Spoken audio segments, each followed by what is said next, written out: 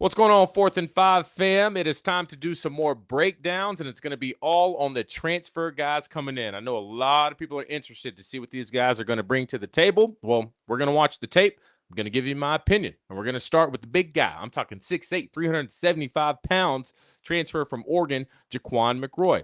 And I'm going to start rating these guys, too, from 0 to 100. Grant Cook's going to do the breakdown on the O-line guys, but based off what I saw on tape, I'm giving him about a 67 or a 68, somewhere in that range. Now, Jac'Qwan, if you're watching this, I know that seems low, but just based off what I see him on tape, especially when it comes to pass pro, we got a lot of work to do. Good news is it's all fixable. Off-season training, you got to work on the feet, get the mobility, more bend in the hip. You have to be a lot more flexible. You work on all those things, that number is going to jump up drastically. But welcome to the SEC. We got to put in the work.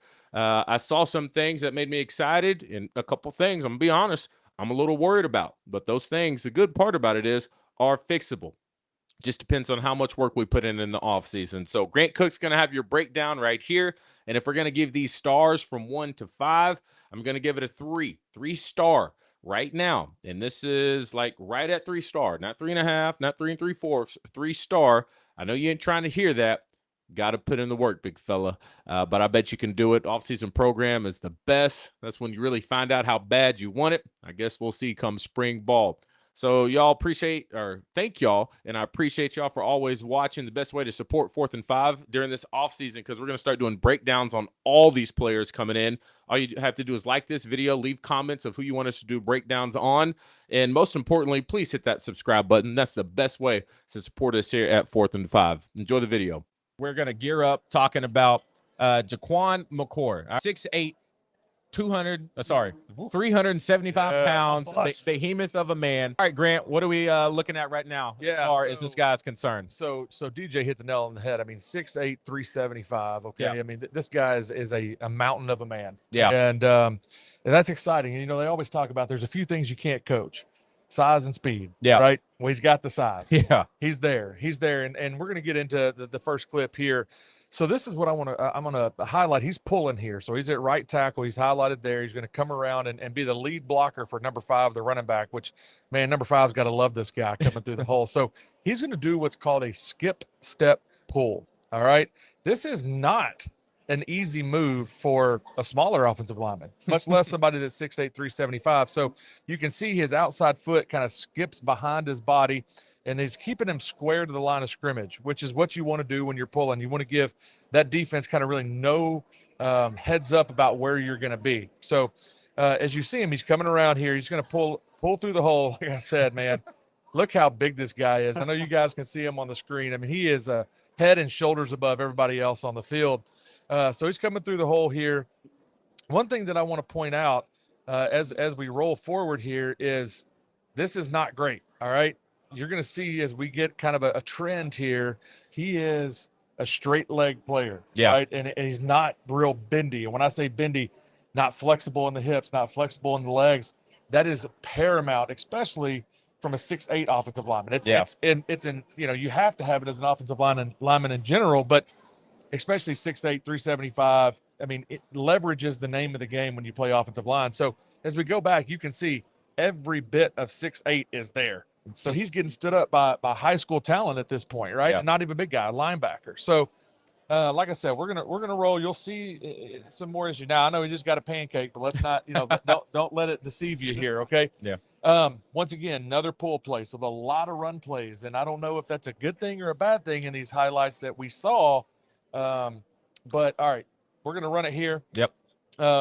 This is kind of showing you the power that he's got. So we're highlighting him here, coming around, pulling again, and we're gonna see Jac'Qwan here. 1 knockdown, 2 knockdowns.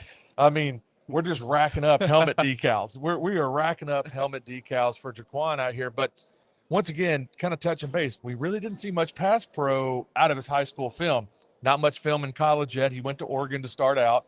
I don't know that he saw too much time on the field, but I'll say this too, Grant. So I usually help out trying to get them the footage. I looked hours of tape and film of him from highlights in high school. I couldn't find one pass play. Yeah. All right. So, and in my defense, I tried my best. All right. Oh, he did. Got a lot of run blocking. We don't know if they ran every time or they just didn't put any pass plays on a highlight. If I can run behind him, I'm running anytime. Yeah. This is where it gets interesting. All right. Yeah. So as we crank up this next part, you're going to see, and there may be audio on this too. I did find some pass pro clips, Grant. All right. And the only way I could find them was going back to the high school All-American game, one-on-ones. All right. This is what coaches want to see. Mano y mano, man to man. What's it going to be? And now he's going up against some of the best players in the country. Yeah. Different ball game. Yeah. Yeah.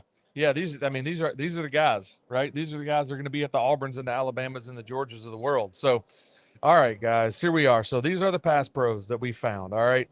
So first things first, I want to say, once again, we talked about not being bendy, right? So 6'8", you've got to be able to bend in your hips, bend in your knees. And really, you want to take that kick slide. He just shuffles his feet, really. There's no just real distinct kick slide here. So we'll play it to the next stop here.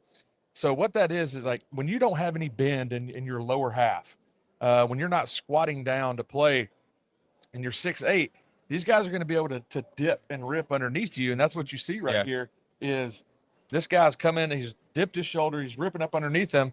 And, you know, it's going to be hard to defend. Yeah. I mean, you're that tall. You really can't get down if you're not willing to bend. So you can see him get beat here. You really like to see him push that outside shoulder, but inevitably gets beat around the corner there. Grant, So, what's the ideal height for an offensive lineman?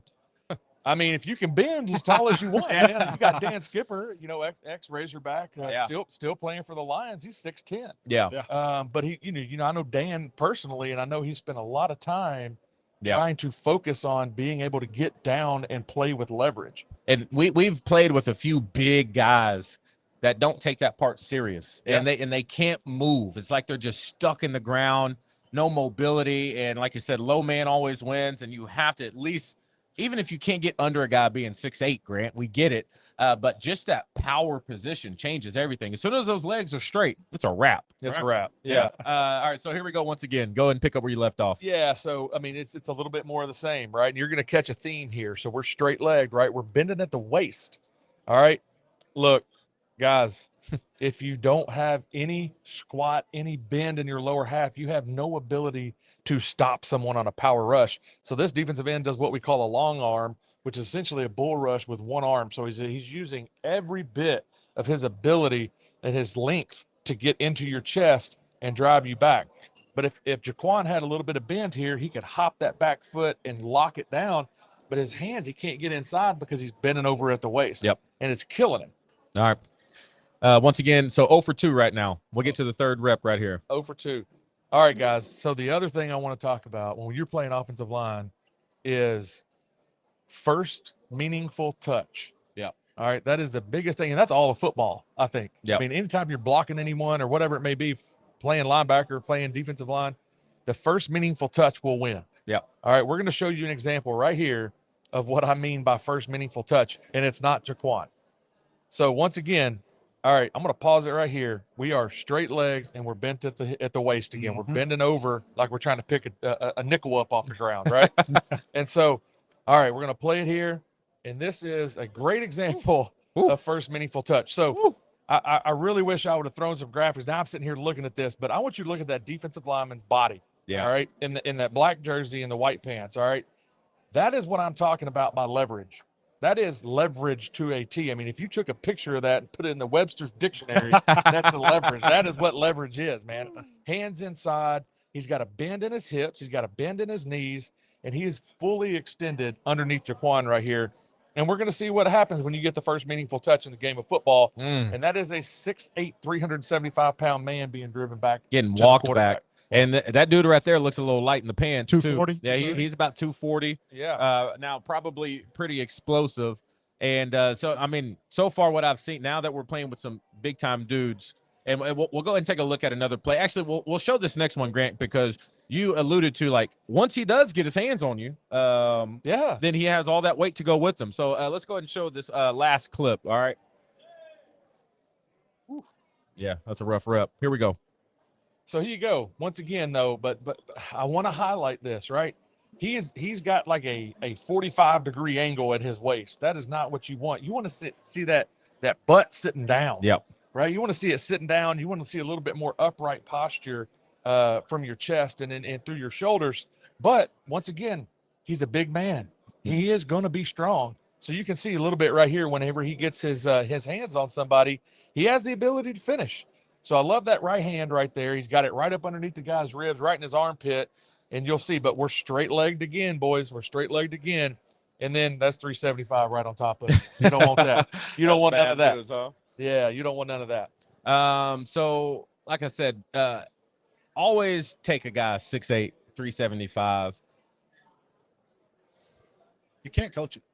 You can coach him. No, you can't coach 6'8", 375. Can't. How far off do you think this guy is from being able to compete at a high level and be trustworthy pass protection in the SEC? Man, I'll tell you, I mean, 6'8", 375, that gets you a pretty good ways already, right? I mean, we just talked about it. The ability to skip, step, pull, and you can see his feet and his ability to run. There's some clips that he's running down the field. I mean, he is an athletic person. So I think he's got everything he needs. And I think Coach Mateos, I mean, he's got a project on his hands, but my gosh, if he gets it, if it clicks, I mean, the sky's the limit for that kid. I mean, you got King Dunlap and all these other guys that have been out there in the NFL that are that height, and they've been productive tackles for us. So, I mean, I think, you want to make sure that obviously we get him in.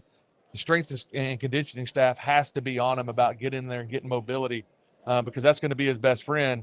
But yeah, I mean, I think Coach Mateos is more than capable of getting him right, and I hope he does. I'm interested to see him in spring practice.